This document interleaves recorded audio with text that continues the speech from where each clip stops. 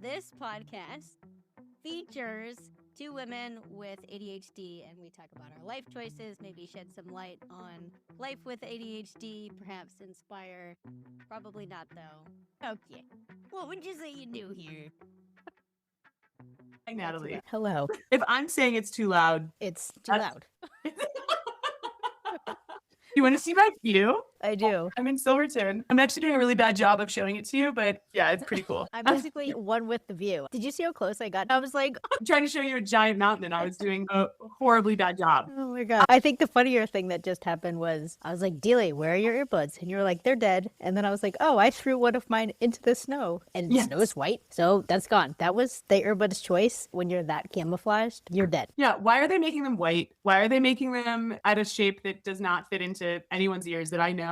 And basically when I said anyone's ears, what I really meant was my ears and two other people. They're so big. Look at how big my ear is. It's like an inch. Yeah, what is that AirPod for? Yeah, It's like an where is it? elephant? Well, put it in my mouth. That's definitely what you're not supposed to do. Although you're an adult, so it's not really a choking hazard. You'd swallow it. Yeah. I would live. What if you just put it like a Zyn? I don't know if people in your world do the Zyn thing, but my whole office is obsessed with the Zyn pouches. Oh, is this some sort of new age cocaine? What is it? Basically, it's new age nicotine delivery. Instead of doing chew, it's in a little pouch and it's highly flavored and you tuck it, I don't know, in your lip. Oh my God. Yeah, it's the weirdest thing. They make some with functional mushrooms. And so I was like, oh, give me that. And so I put it in my mouth. And the moment I tried to put it in, the whole office was laughing. I'm holding my lip open and shoving it in. They're like, what is wrong with you? You just put it in your mouth. All I have are like all of these sexual innuendos going through my head. So many, that's what she says. I had to take a client meeting with it in my mouth because I didn't know how to get it out. So this woman is on Zoom with me and I'm having a very professional meeting. And all I could think was, don't let the thing fall out of your mouth. Don't let the thing fall out of your mouth. Don't let the thing fall out of your mouth. Yeah. I don't know how y'all in the world out there are going around sinning, pouching, fucking weird. You know what? I think we're all getting a good glimpse inside the old noggin today. Okay, so I'm Natalie. Today's podcast, this will make sense in a minute, maybe, but purposefully, I am on some edible things that rhyme with Gushrooms. I can't ever remember if they're legal or illegal, so I'm just gonna pretend that I'm pretty sure they actually are illegal, right? Don't ask me. I think laws are stupid, and I think all drugs should be They are legalized. stupid. That's why I can't remember. Yeah, we have a full podcast about how rules are really dumb. Yeah, Yeah. rules are dumb. And we don't participate. Okay, so anyways, these things rhyme with Gushrooms, Mhm. and now I've eaten some. Great. I do appreciate a little micro boost, so that's what I am doing right now. My name's Lauren, and I really love Gushrooms.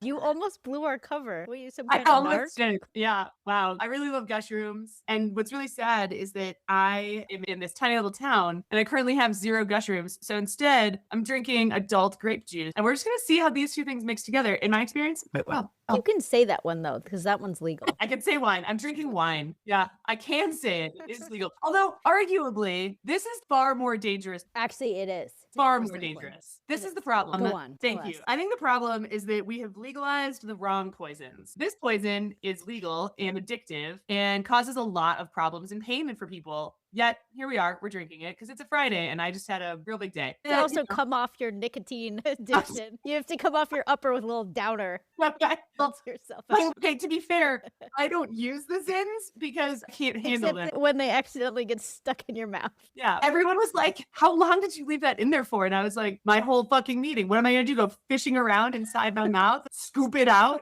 No, I don't even understand. People are using them nonstop. It's so crazy. But I think Gushrooms, not federally legal. And yet, really, the far better. One, there's a limiting factor. You can't become addicted. Your brain can only produce so many happy chemicals before it needs to replenish. They really have been a wonderful source of joy in my life. They've been a support for anxiety. They really just allow me to be my best self. At no point when under the influence of Gushrooms have I felt, wow, I'm a worse version of myself. And I can assure you that there have been many moments when under the influence of alcohol where I have thought, and then definitely even more moments later where I looked back and was like, oh, definitely not the best version of me. Yeah. So here's to Gushrooms. I agree with alcohol being bad, and I don't drink anymore, but I used to drink. I think as many people with ADHD do, have more highly addictive personalities perhaps, or engage in risky things and are impulsive. And so I used to be a heavy partier. And an example would be with alcohol. I was in college and I don't remember ever anybody doing this thing with me, but I used to as well. one of my favorite things to do. Go into the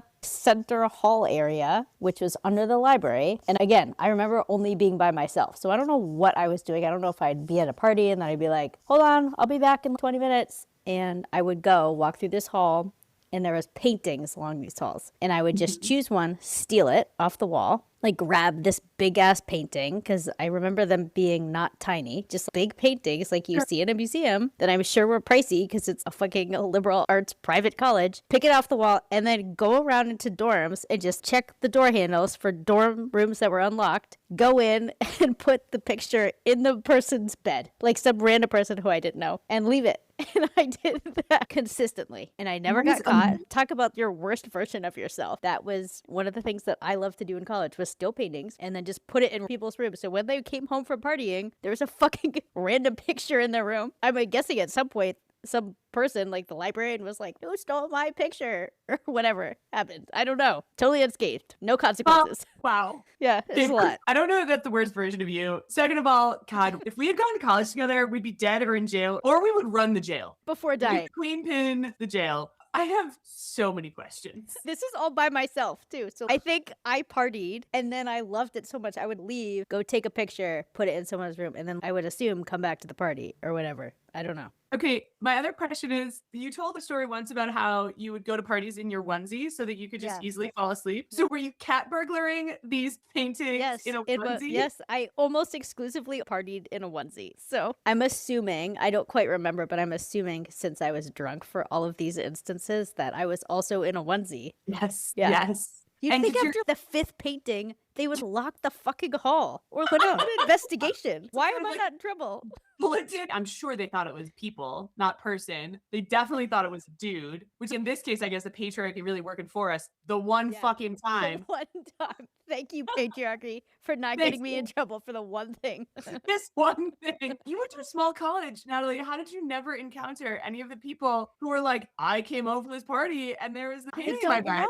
I guess nobody's in the library, maybe at 1 a.m. I'm not sure. How did nobody else see me? Or they did, and I just gave 0 fucks, and I was like, what, you saw this? If you don't like what I'm doing, look away. Ugh. I don't know. Like, no, that girl's in a onesie. She's so brazen, certainly. She must actually have to take those paintings to do something with them. Especially by like number 5 or 6. I headed down to the science. My version of that in college was I would climb any scaffolding in the city of Boston. I went to college at Boston University, which I feel comfortable saying because the story I'm about to tell has nothing to do with being able to be caught for stealing paintings at a small little art gallery. Wait, did you ever steal the same painting? Are you like, again? I wish I could tell you more, but this was borderline blackout drunk. So I'm in and out of it every time. Amazing. So my version of that was I went to college at a school in the middle of the city. And instead of having a nice, beautiful quad, we had a giant fucking highway that ran through our college campus. And so there was always construction going on, always. And I would wander home from parties, all, hopped up on being 21 and having loads of energy and 1,000 alcoholic drinks in me. And I would see scaffolding that you have on the outside of a construction site.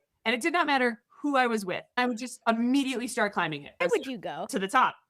What? I mean, I'm not going to go level 1. We've already made the decision to climb the scaffolding. We're going. And then to make matters worse, this was like my pickup technique. Oh, actually, I'm not going to put that past me. My paintings could have been just given to the people I had crushes on. I don't remember, but that seems like something I would do. I'd be like, and I stole this painting for you. And they'd be like, you're a fucking psycho. And I'd be like, well, I'll be back until you like me. Put things in your bed until you put me in your bed.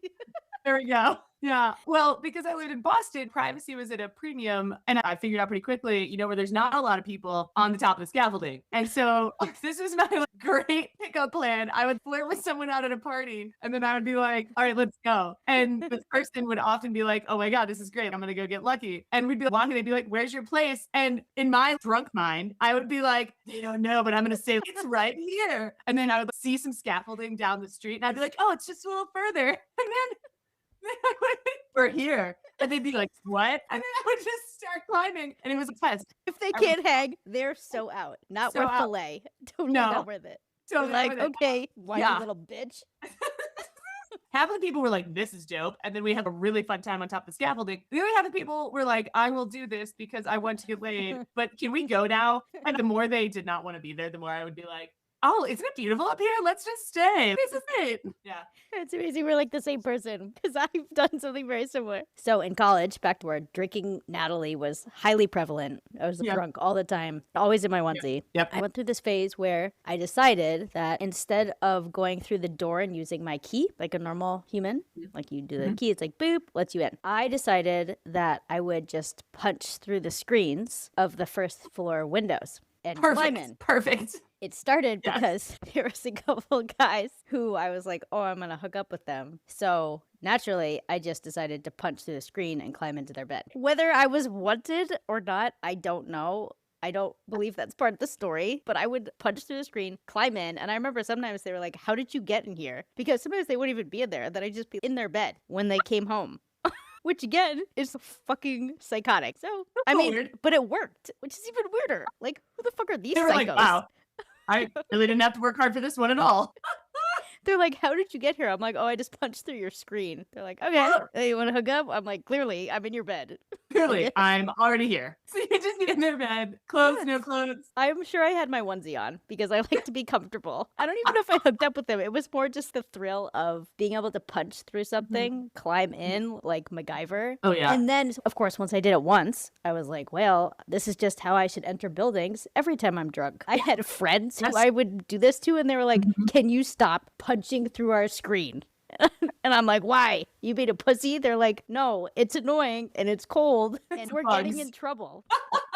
Also, it's super fucking creepy. Could you please stop? You're like, I'm like, can't stop me. I'm MacGyver. They're like, you're not. So stop. MacGyver fixes things. You're actually breaking things. You're like anti-MacGyver. Oh man, why is that not a show? I want to see the show about somebody who's just breaking shit everywhere they go. It would just be us. You're like, you're on that show. That's your life. You're the star. So I feel like alcohol for me was an interesting choice that increased my impulsivity, but I can't do weed very well. It increases my anxiety hardcore. Okay, so in college I ate weed brownies. It's fine, it's normal, sort of. And eventually I was so high I was like, I have to go to bed. So I start walking. It's college in Maine and it's cold, so I have my puffy coat on. I walk and I hear this swish and I'm like, oh, someone's behind me. So I turn around, nobody's there. Walk. Again, it's like swish, swish, swish. I'm like, oh shit. Turn around, nobody's there. So I start to run because clearly somebody's following me. What the fuck is this noise? So I run and it's like swish, swish, swish, swish, swish, swish. I'm like, oh shit, someone fucking chasing me. I burst open the door, climb up the stairs, go into my room, lock the door, go into my bed with my puffy coat on, and I'm under the covers just like, oh fuck, I'm gonna get murdered. Second week of school, first time doing pop brownies. Call my mom, just be like, sorry mom, I tried, not really. Wake up the next morning, I'm like, oh, I was fucking chasing myself with my stupid puffy coat. It was me chasing me The whole time. the whole time. Is this also how you became a distance runner? Unfortunately, or fortunately, that was a totally sober choice. Just high on life. Just high on my confidence. I became a distance runner because of weed. Oh, go on. I like that. I That's mean, great. what? This isn't a normal pathway for people? No? So I love it. So now there's all these Instagram ads that are targeting me for, I think they're weed edibles, being like, take these before you exercise and you're going to feel great. And I was like, bitch, please. I have literally been doing that for decades. I mean, I don't do it anymore because something happened with my hormones and now I can't handle weed at all. Oof, real bad. But in college, I started running for exercise, right? To be the freshman 15, whatever. And weed was your drug of choice, correct? Yeah. You went through that phase where you were like into weed. Totally. Reference the Stoner at the Business School podcast. So one day I had planned to go for a run and my roommates came over and I was like, oh, I'm going for a run. They were like, oh, whatever, we're going to get high. And I was like, of course. Yeah, me, obviously. And so get high. Obviously I get high. And so we take a bunch of bong rips. And then I was like, well, I've already got my shoes on, so I'm going to go. And I was compelled to go running. Natalie, it was extraordinary. It was the best fucking run of my life. Natalie almost just spit out her ice cream soup. I'm amazed that your mouth is still interested in eating. That's extraordinary. Well, I forgot that there's chocolate chips. So this is actually really challenging because I dragged my ice cream and now I'm apparently chewing 20 chocolate chips because total impulse control problems. Because I'm recording a podcast and I'm like, you know what I should do? Eat. The thing I think That's is not the- disruptive. Okay, we need to do mushrooms together because I mean, So many. Gushrooms Gushrooms. totally don't do mushrooms. God, those are illegal. Unless there's, like, Jesus. we're just talking about lion's mane. Can Yeah. I tell you a fun story about the first time that I was ever around anyone on Gushrooms? Yes, please. But you have to also finish your weed story. Yeah, basically, so I'm super high and I go for this run and it's fucking magical. And it's fall in Boston, which is just a magical time to be running anyway. And the river is happening and the puffy white clouds and beautiful blue sky. And so Charles is gorgeous and there's beautiful bridges. And I'm just cruising around like a goddamn gazelle. Like, I feel like I am fucking floating. And I'm going to run to this bridge and I'm going to run to that bridge and I'm going to run to this bridge. And I'm out for hours, like the whole high. I am just running. I was downtown by the fucking ocean. And I was like, I'm going to run to Brookline. And I like ran up to Brookline. And basically I went for this, I don't know, fucking 10, 11 mile run out of nowhere. And I came back and my roommates were like still sitting in the same place that they were because that's what you do when you're high. And so they're sitting in the same place that they were. And they were like, where have you been? And I just looked at them and I was like, I have been on a journey. And it was extraordinary. Oh my God. And then, Natalie, for 4 years, this became my whole personality. My entire personality was bong rips, and I would run. It was extraordinary. I was so embedded. The concept of running and getting high were so enmeshed for me. Do you know what a one-hitter is? The little thing that you put weed in one side, a little metal pipe in the other, and you pack it full of weed. I would run with a one-hitter in my sports bra so that I could re-up mid-run. I'm running around Boston, definitely at a time when weed was not legal in Boston. And I'm just running my little heart out. And then I would stop and pack a little one hit, for one hitter, put it back in. And then I would hold my breath and be like, no one's going to know if I let my breath out slowly. And so then I'm just like titrating out weed as I'm running. And there were times that people were like, wow, you just are weed. Instead of just breathing out once, you're like to every single person you like the little engine that could. Like, yes. And so this became such a part of my personality that I decided I was going to run the Boston Marathon. And the Boston Marathon, this is way, way, way before there was the bombing, but there was still a lot of security, a lot of police presence. It's a big deal in Boston. If you've never been, it's an extraordinary experience that everyone should do once. And I don't really think through the fact that I'm going to need to get high before I run, but I have to get on a bus in Boston and then spend like 3 hours getting bussed out to the start line. And then I'm at the start line hours before the start because you have to get there early, yada, yada. There's all this infrastructure around, but I've got my little one hitter with me and I was like, well, fuck it. And literally, I'm in the corral to start, and there's a row of porta potties. And so I was like, okay. And I duck out under the corral, jump into a porta potty, hotbox the porta potty. Because I'm like freaking out. I'm like, I can't run. This is my first marathon. I was like, I can't run my first marathon. Not high. You're like talking to people. You're like, do you have any bong rips I could take? I need to get high. They're like, I'm trying to run a race. So they're like elite runners, right? They're like, I'm here to win. And I'm like, I'm here to like be fucking high. Like, party. They're like, not really. Not at all. So I hotbox this porta potty and I'm like, okay, great. No one's ever going to know. And then literally I hear the buzzer go off for my corral and I burst out of the porta potty thinking I'm just going to jump into the sea of runners and I'm going to start running with them. And I can't make this up. There's a fucking wall of cops. But I'm in my running gear and a bib and it's clear that I am a runner. That is too funny for me to handle. A cop looks at me and goes, wow, man, someone else must have really done something in that porta potty before you got in there. And I was like, yeah, I know. Criminals. I just ran away and I just jumped in and ran the Boston Marathon. There's like a trail of smoke. 100%. 100%. And you're doing your trick where you're like to every single cop. No, but I had my one hitter with me because it was obviously I had used it in the porta potty. So I ran the whole Boston Marathon with it in my sports bra. Oh my God. That is a ridiculous story. That might be my favorite story I've ever heard, ever, of all the humans who've ever told me a story. I don't know if it's just the Gushrooms, but that is pretty fucking funny. Oh man, that is a great story. Thanks. That was really fun to tell. Yeah. I have a funny story that involved taking too much because, of course, with ADHD, I can never remember like how much to take. Mm-hmm. This ended up being one of those moments where we have friends coming over, this couple, and they have a child. So they get over there, and I don't have any alcohol, right? Because I was in charge of getting the alcohol. So naturally, we had none because I forgot. And the two adults who are coming over are both neurodivergent. They both have ADHD. They've never done mushrooms. And I'm like, you know what? Being a seasoned person of maybe doing it once before, I just offer them this chocolate that I bought off the internet from some dude, which makes me always think it's legal because it's so confusing. Do that? You have to teach me how to do that. I figured it out. I just went to the site and they're like, are you 18? I'm like, yeah, I guess. I mean, yes. Well, yeah, okay. And then I click on the thing. It's like, add it to your cart. I'm like, okay. And then they just show up at my door. It's fucking You've crazy. got to send me the site. That's why I'm like, how is this a legit business? Well, maybe it's not a legit business. Well, there you go. Anyway. Who knows? Anyway, so they come over. I'm like, I forgot the booze. And they're like, I'm not surprised. And also, we don't care because we have ADHD and we're just here to have a good time. And I'm like, perfect. How about we do mushrooms? And they're like, we've never done that. And I'm like, okay, I got you. And I just break off a piece. So chocolate bars come in these little squares. So you can technically measure how much you want to eat by the square, which makes sense. Sure. I guess, for somebody who pays attention. Is going to measure. Right. Yeah. I'm not. It's just whatever way the chocolate bar crumbles, that's what you're getting. I break off this little piece and I'm like, this is probably fine for you. And she's like, are you sure? And I'm so confident. I'm like, never been more sure of anything in my life. Yes. No idea how much it is. So she takes it. I, on the other hand, am like, oh, I usually take a quarter square. So instead of doing half of that, I quadruple it for some reason. I take a fucking chunk, a square and a half, which is just a monstrous amount for my tiny pea-sized brain that's only done them once before. My husband was like, did you measure that? And I'm like, oh, well, now I'm not. And I was like, and also I'm hungry. So I just ate like a buttload of mushrooms, of Gushrooms, not mushrooms. Fucking narc again. My God.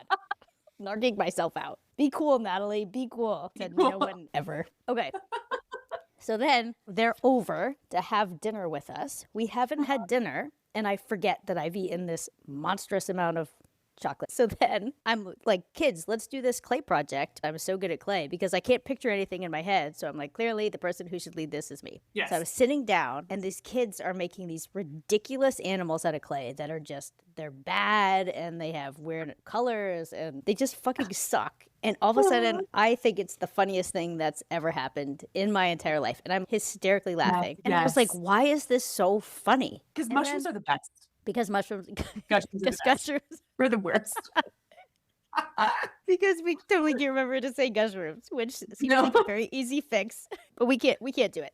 Nope. Anyway, then I'm like, oh shit. My husband was like, Natalie, how much did you take? And I was like, I mean, obviously I just took a little bit. He's like, well, how much? And I was like, well, like I have to go back and be a detective of my own crime scene. I'm like, well, it looks like I took a square and a half. And he was like, well, you're totally fucked. I could not stop laughing to the point where the guests were uncomfortable. They didn't leave right away, but it was like party's kind of over. I couldn't be around anybody. I was sent up to my room by myself. Like I couldn't do anything. You're acting like it was sad. I was so happy. I was laughing by myself the entire time. And then, of course, I get the kids into bed and I'm in this dark room by myself, like so incredibly high. All I have is my phone and my battery is counting down. It's like 10%, 8%. And I'm like, well, when it goes to 1% and 0%, I'm just going to be stuck in this bed forever. So I'm texting friends and I'm like, well, this is probably the last time you'll ever hear from me because my phone is slowly counting down and the battery's going to die and then nobody's going to come to save me. This feels seriously like hours later. My husband is just, nobody's checked on me. He knows how high I am, that it's probably dangerous. He knows how much I took. No, like, hey, buddy, you good? Like, nothing. So finally, my phone is beep. And I'm like, well, I guess I have to get out of this bed now. So I go down the stairs. I see him sitting on the couch. And I'm like, were you going to save me? And he looks up. And as soon as I see his eyes, he's so high. I'm like, you got high? You knew I was this high. And then you got high. So you couldn't leave the couch? I'm like, if you know I can't be the adult, why are you not being the adult? Like, you're like, well, I give up too. It's just like two ridiculously high adults who are supposed to be parenting just can't do anything. That was how it... Man, I need to reframe everything in this story because for me, one of the most joyful experiences in my life is babysitting somebody who is on Gushrooms. I Good job. adore it. It is, in my opinion, the single best thing you can do because it's so fun. It's like I wish child. it was 1,000% better than a child. 1000% better because you're an adult and you're fun. And like, Yeah. whatever, kids can be fun. But then there's this weird turn that happens where like, then they aren't fun and you don't really know when that's happening. But adults are on Gushrooms, always fun. And you can just be like, oh my gosh, do you want to see something magical? And you can literally take them outside and be like, let's go look at the snow. And you would have been like, okay. And they would have gone out and played and we would have touched it and put our fingers in it. And you would have been like, wow. Yeah, that would have been great. Yeah. You know, I think I didn't have the confidence because it was my second time ever and I'd taken so much. So I was like, oh, well, I guess I'll just ride this out alone. Oh man, no. My very first time with Gushrooms, I immediately knew. As soon as I came up, I was like, I never want to leave this world. This is where I want to be. By far the best drug. I tell everybody, I'm like, oh, you're drinking? That's for losers. You should be on Gushrooms. You should definitely be on Gushrooms. It is by far and away, I think, the greatest thing on earth. And from minute one, where some people are like, oh, like I felt weird. My tummy felt weird. Like I didn't know what was happening. And I was like, more. I love this. I don't know what's happening. Everything's incredible. I have become the earth. So there's a period of time where I lived in London and Gushrooms were legal in London. 100% you could go to the market and buy them. It was amazing. Kind of like how weed stores are now. You could go and be like, I really want something that's like really visual and not too heady and medium body high. And then the person would be like, okay, great, take these. And you'd be like, wonderful. And then I would just like sit on the tube, going back to my place, munching on them with the disregard for dosage, quantity, whatever. Couldn't get enough. And then, you know, I would just be on the tube, which is kind of a crazy experience. It's not underground, right? It's above ground. No, it's underground. Oh, it's under. Yeah. That's why there's you could have a tube above ground, could you not? Or is that an exclusive shape to underground? I'm pretty sure it's an exclusive shape to underground. I'll reference worms and moles. So it was pretty much, I would say, one of the greatest times of my life. I can't believe we didn't know each other before this. Like, we would have had all these adventures together. The fact that you liked scaling buildings, that sounds right up my alley. Right? Could have tag teamed and I'd be like, dude, I got that guy. You do this guy. I'm going to climb that one. And then we'll meet at the top.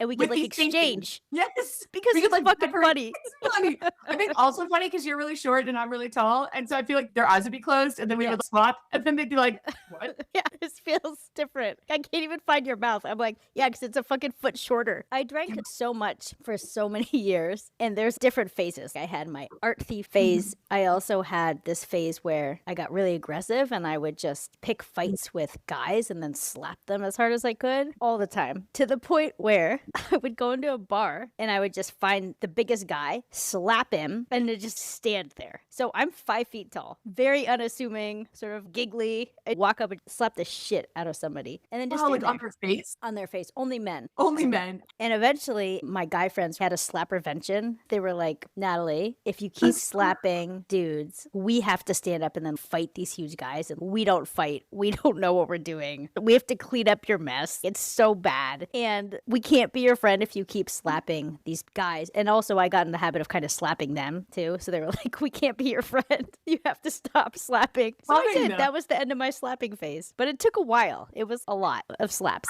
So loving that they were like, hey, we're going to have a slap prevention. I have friends in college when they got sick of me, they literally were just like, we don't like you anymore.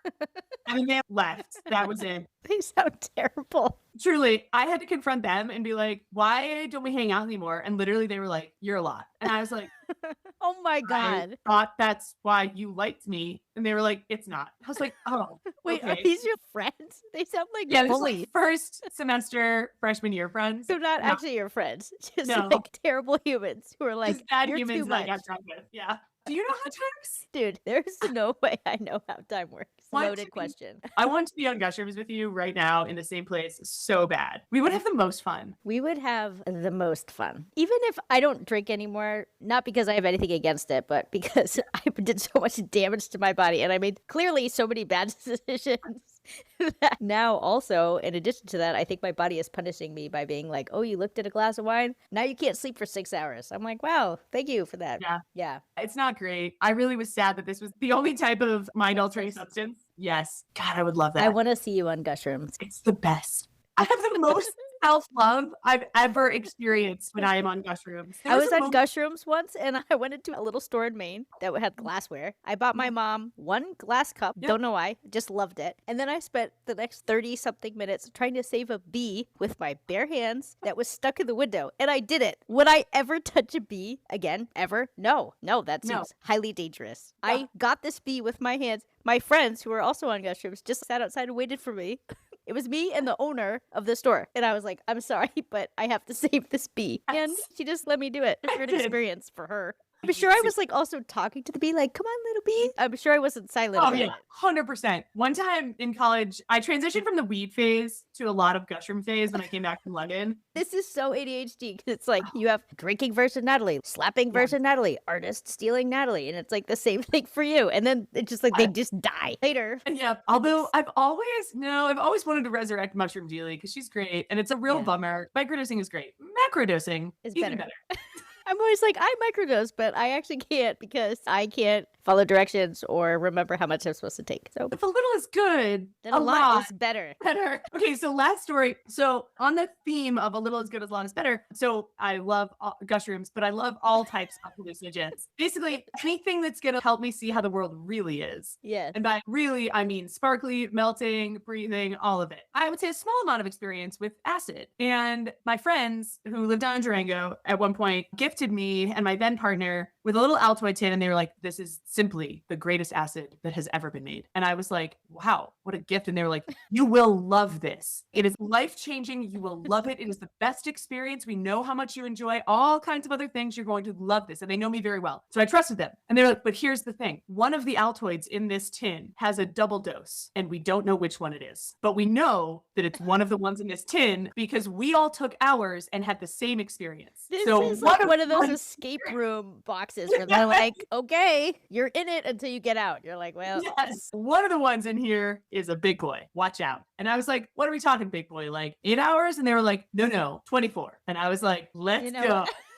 Giddy up, pony. Let me guess which one you got. So my then partner and I, we had a somewhat destructive relationship where we both thought a little was good, so more would be better. So we each took one. And after a period of time, we realized we were having the same experience. Neither of us got the big boy. And so we then just kept taking them until we found it. And it was the most extraordinary experience of my life. Most people have this experience and they're like, and it was horrible. Now I'm in an insane asylum. And I was like, this was amazing. It was extraordinary. A little less extraordinary was that the next day, you had to go to work or like live your life. We had agreed to pick up a friend who'd been on like a multi-week raft trip in Madagascar or some shit from the airport. And so we're coming down, but it's like, we still should definitely not drive a vehicle. And it's now more than 24 hours later. It's 30 hours later. And we're getting a little bored of this experience. And now we realize we're going to have to text a bunch of friends to be like, hey, we said we'd pick up our friend from the airport, but we don't have hands anymore. So do you think you could help? We've been high for over 30 hours.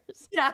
So we find a friend to drive, but we were like so committed that we had said we were going to go pick up this friend that we get in the car and make our friend drive us to the airport to pick up our other friend that we were supposed to pick up. And she's fucking jet lagged. She's been traveling for so long. And here we are just like, you're like, hi, I have no hands. Let me lick your face. She's like, this is horrific. It might not surprise you to know I'm not really friends with those people anymore. Not at all. Like that girl. One time we ran into each other. She was like, it's so good to see you. You know, we just drifted apart for no reason. You're like, I would love to remind you of this reason, but you seem to block it out because it was so traumatic for you. So I'm just going to let you have that. Pretty sure there's a reason. Anyway, I got my hands back. So thanks. Thanks for asking, bitch. I'm good. Wow, that is super funny. Thanks. Wow, this is great. This is great. Natalie, if you need any sort of delight in your life, you just know that I'm here for it. Oh, I know you're here for it. I do. Love Gushrooms, and I love you. Don't forget, you love you too. And I love me too. I love you too. I love Gushrooms. And I will see you later. Yeah, that sounds great. Thank you. This is the most awkward end.